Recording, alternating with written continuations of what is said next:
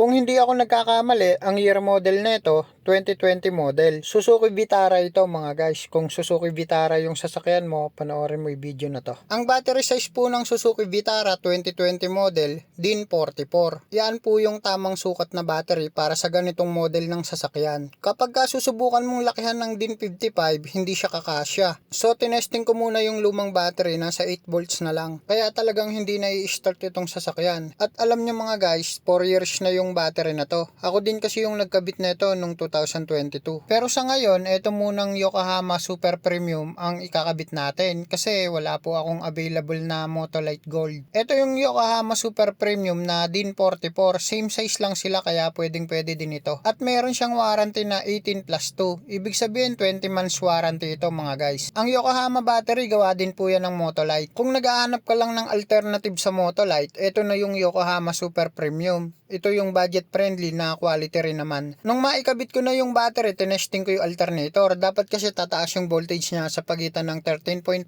hanggang 14.5 volts. So dito kung mapapansin nyo, nasa 13.8 volts. Kaya good charging yung alternator nito. Ang kwento sa akin ng may-ari, hindi naman daw masyadong nagagamit yung sasakyan. Para sa akin mga guys, isa sa mga dahilan kung bakit tumagal yung battery nila is madalang gamitin yung sasakyan. Pero dapat nagagamit nyo minsan sa isang buwan yung sasakyan para na-charge yung battery dun sa alternator. Kapag kasi madalang ang gamitin tapos na-stock naman, hihina din po talaga yung battery kasi hindi na-charge ng alternator. Sino sa inyo nakasubok na 3 buwan hindi pinaandar yung sasakyan?